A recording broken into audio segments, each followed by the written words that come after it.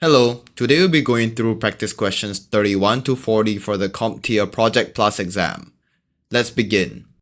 After a release, the project sponsor received an escalation from an executive about the extension of the downtime after the scheduled window.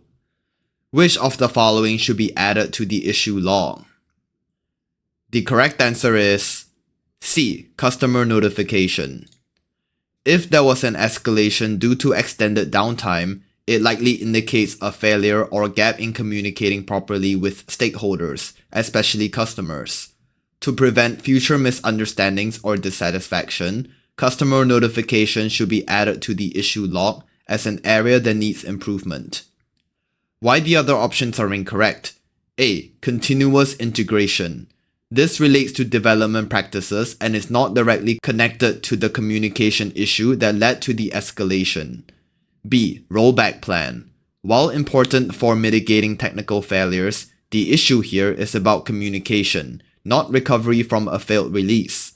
D. Automated testing.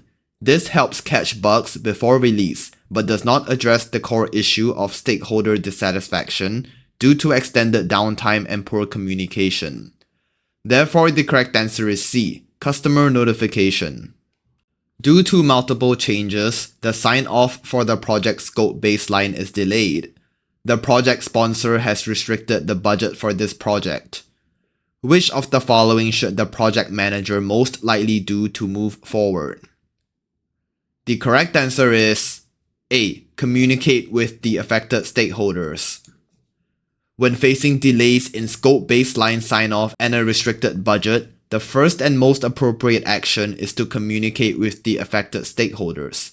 This ensures alignment, transparency, and gives everyone a chance to agree on how to proceed, whether to adjust scope, request more funds, or reprioritize features. Why the other options are incorrect? B. Initiate a formal change request to modify the cost.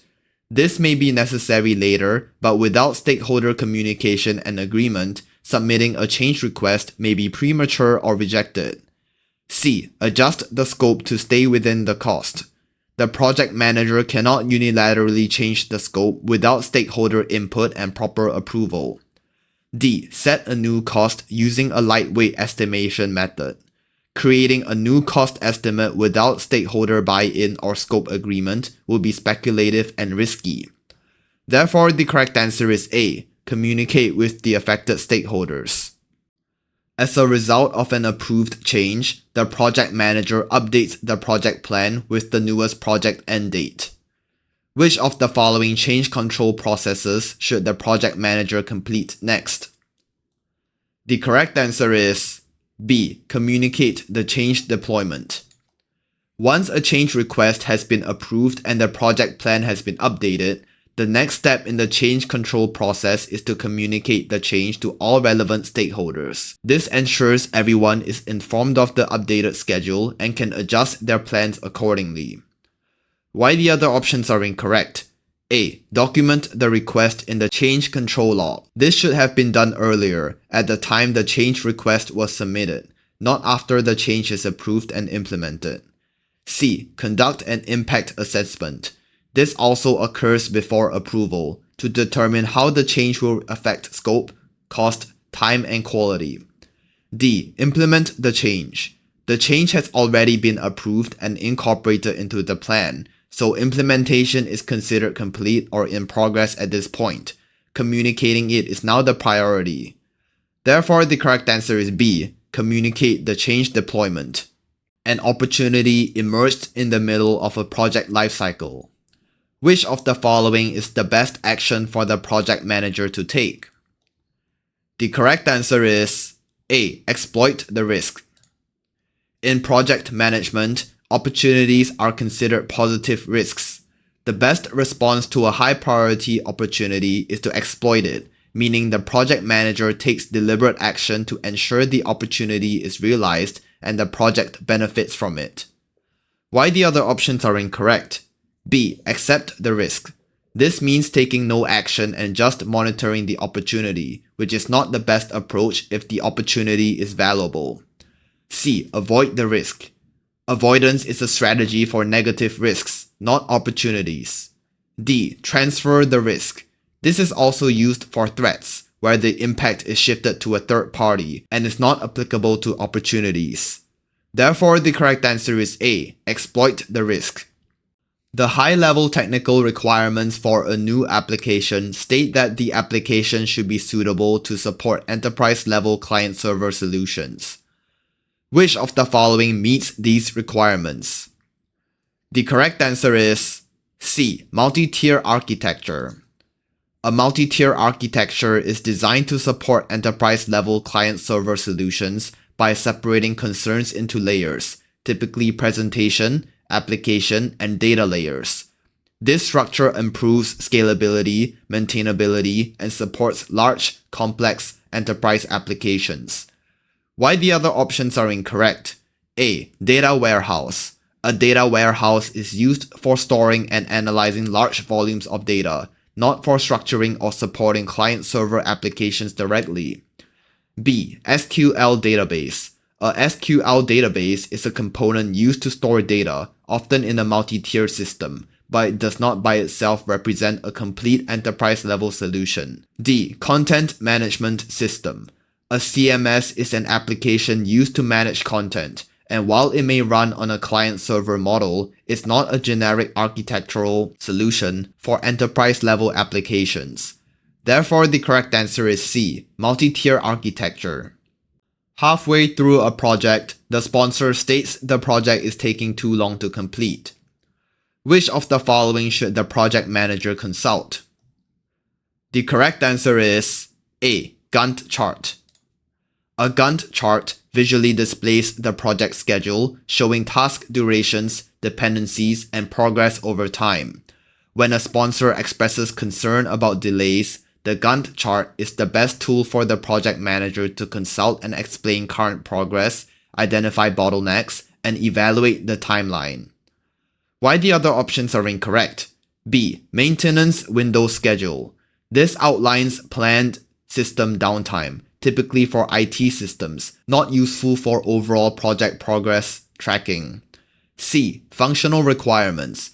These describe what the system or product must do, but they don't provide information about project schedule or delays. D. Test results. Test results reflect product quality, not product timeline or schedule progress. Therefore, the correct answer is A. Gantt chart. A visual that displays team progress was created for stand-up meetings. Which of the following best describes what is being represented on the visual? The correct answer is C. Task board.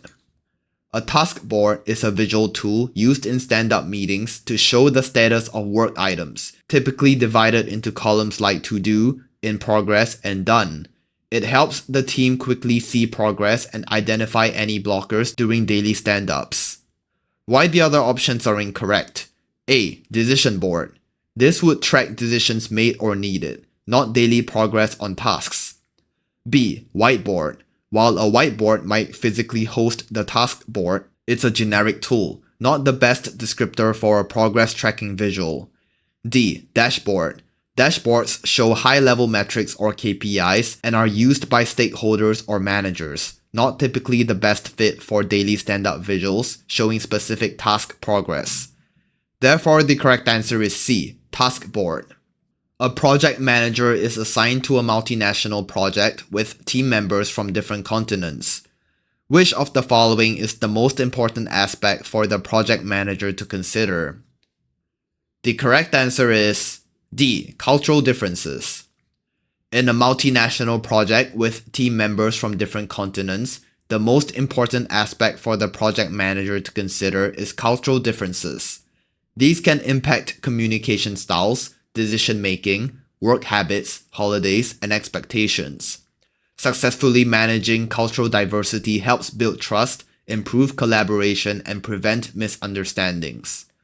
Why the other options are incorrect? A. Resource allocation. While important, it's a logistical task that can be managed with tools and planning. It's not as impactful to day-to-day team dynamics as culture. B. Communication security. This is important for protecting information, but not typically the top concern in managing diverse global teams. C. Technological factors. While access to tools and platforms matter, most multinational teams use standardized collaboration tools. Cultural differences pose a deeper, more persistent challenge. Therefore, the correct answer is D. Cultural differences. Which of the following describes three-tier architecture? The correct answer is B. Presentation, application, and data processing. Three-tier architecture is a software design pattern that separates an application into three logical layers. 1. Presentation tier, the user interface. 2. Application tier, the business logic. C. Data tier, the database or data storage. This structure improves scalability, maintainability, and allows independent development and management of each layer. Why the other options are incorrect? A. Conceptual, design, and implementation stages. These refer to phases of software development, not architectural layers.